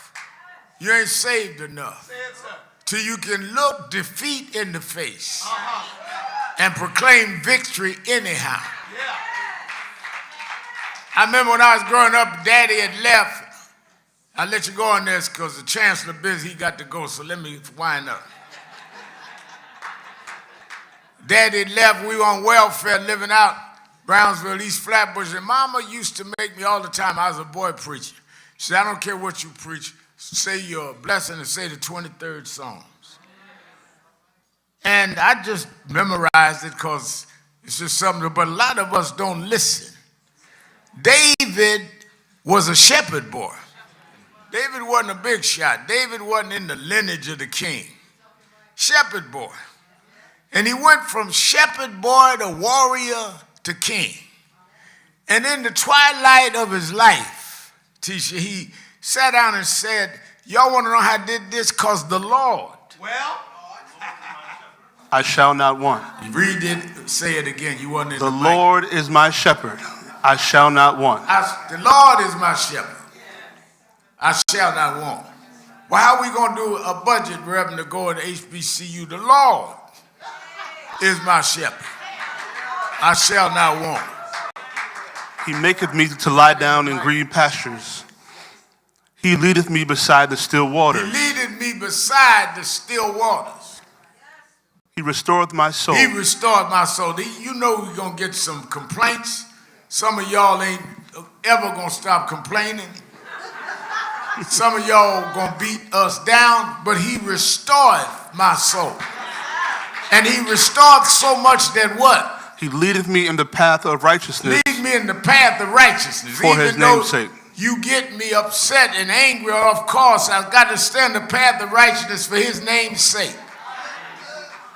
And yea, though I walk through the valley of the shadow of death. Now, this is where it gets deep. They're going to threaten you. I was stabbed one time leading a march.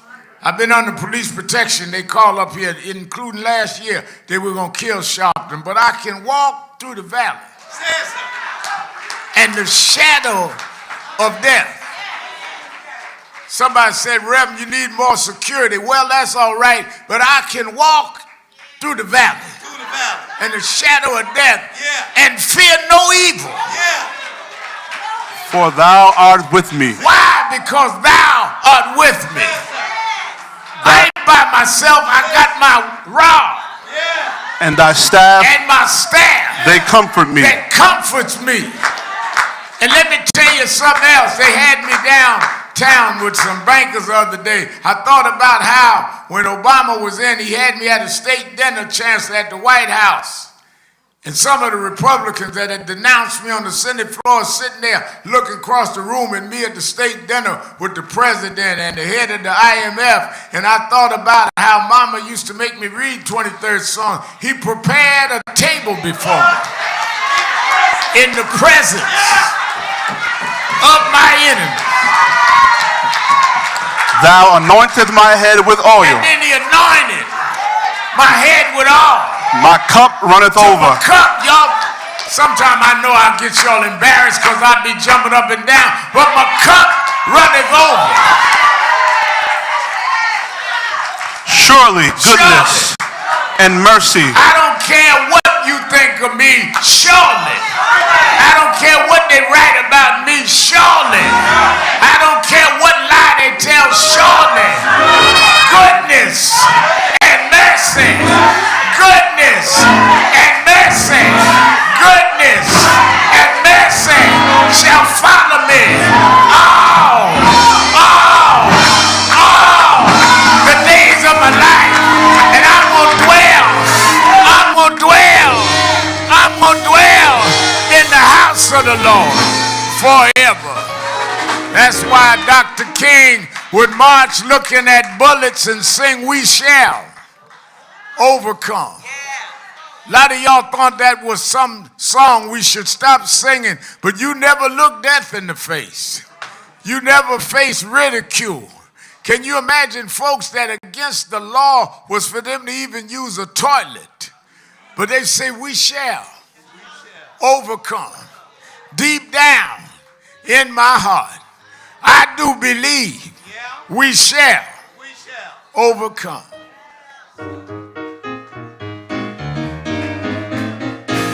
We shall overcome.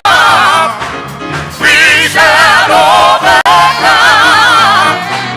We shall overcome someday. Deep in my heart, I do believe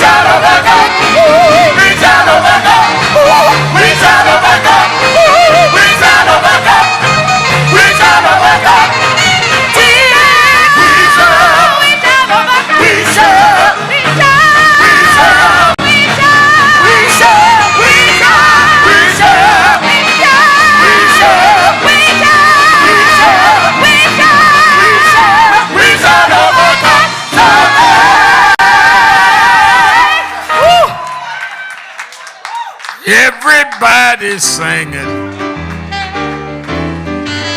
Everybody's singing. Everybody's singing.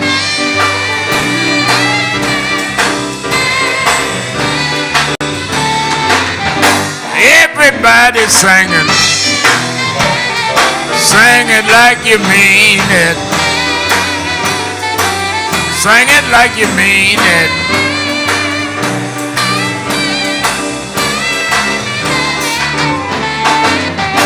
Everybody's singing.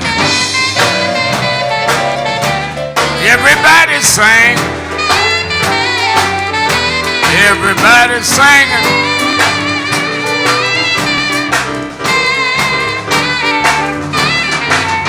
I'm opening the doors of the movement. There may be someone here today in the auditorium. You hear us on the radio, you watch my TV show, but you never became a signed member of National Action Network. Couldn't be a better time than Martin Luther King holiday weekend than for you to come forward now and let us sign you up to this justice family. Just come right down to me and we'll sign you into the National Action Network. Come on. Everybody singing. Come on. Everybody sing. Everybody singing.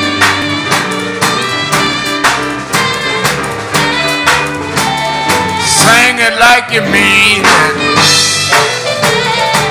Sing it like you mean it. Sing it like you mean it.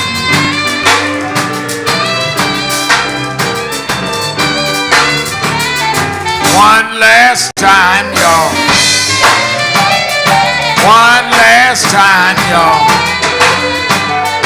One last time, y'all.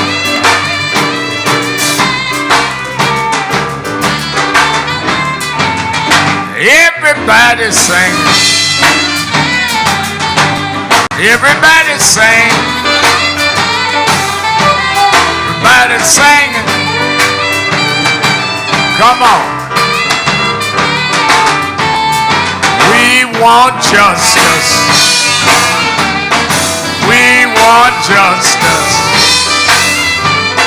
We want justice.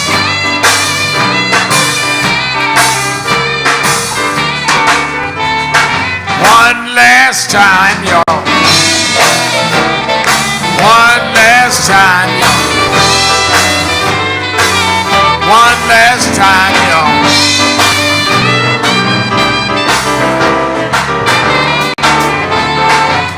All right.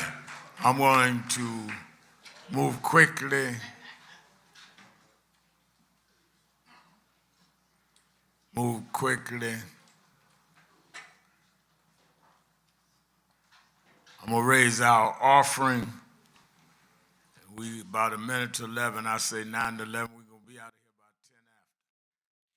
Y'all dig in your pockets. Y'all know I was going to raise an offering. Hi, it's Reverend Al Sharpton, President and founder of National Action Network.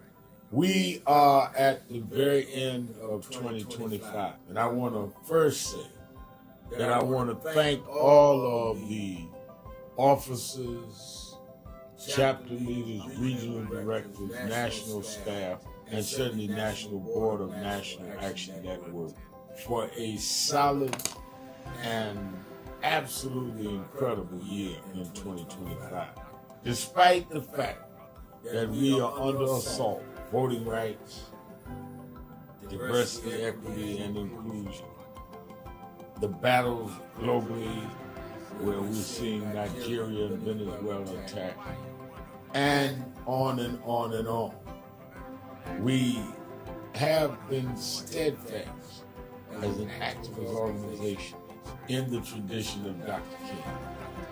We started the year with a national call that thousands responded to, and we were in Washington on our side of town while Trump was being inaugurated on the other side of town. And we made a pledge. We told people to lift their hand and make the pledge. And we kept that pledge to work all year to keep the dream alive. And that led into when Trump went after DEI. We supported some that were boycotting, and we started boycotting, something that had never happened. We said we're going to go buy from those that have committed to keep DEI, and went in several cities around Costco's and Sharpton. We've now bought stock in other companies. We're going to shareholder meeting and demand they continue DEI.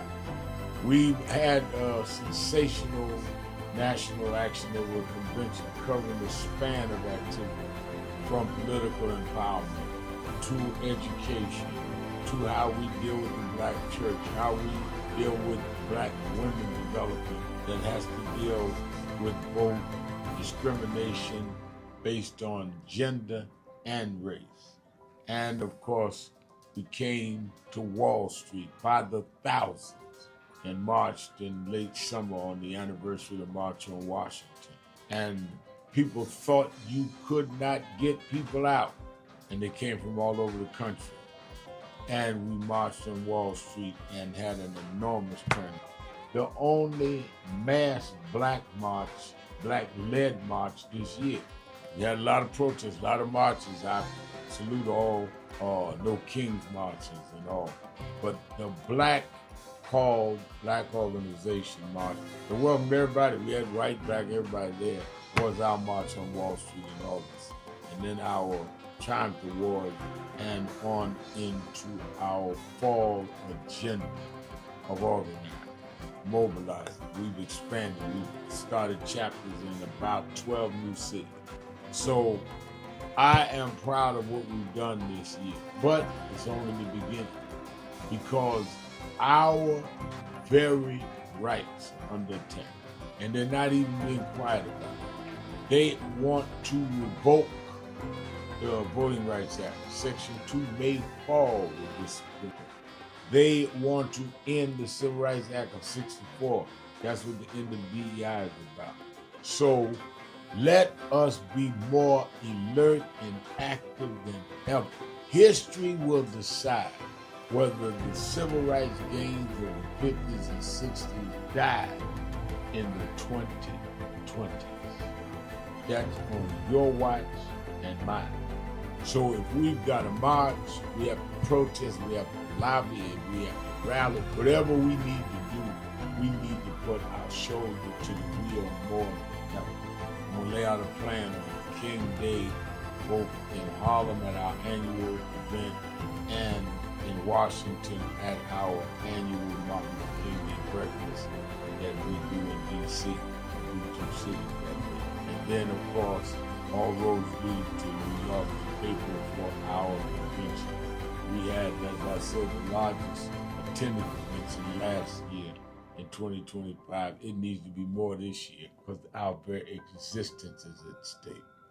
We also are closing our negotiations on a new headquarters, our national headquarters that befit our mission. I'm so excited about it, but I can't give you details. We're just about ready to sign the contract, but it will be something that will last longer than many of our lifetimes. So we came alive in 25, despite a hostile administration, despite the fact that a lot of people were intimidated and spooked into silence. We came alive in 25. Now we have to straighten out tricks in 26. I need you, we need each other. Let's do this. All these tricks, don't forget, Trump only won by 1.5%. He is trying to act like he has a mandate. No, he has a mission, Project 2025. We have the mandate that we can't let them undo what has been done. And we must even go further for the empowerment of all people. Happy New Year, and be focused.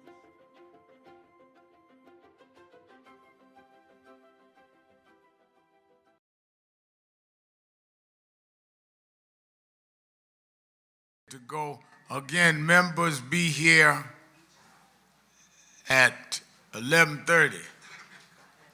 We're gonna start at 1. on Monday. And then I'm going to announce on King Day where we're going in terms of our new building and where we're going temporarily and all of that. Let's stand. Everybody stand. Oh, man. Sing grace. How sweet the sound that saved a wretch like me.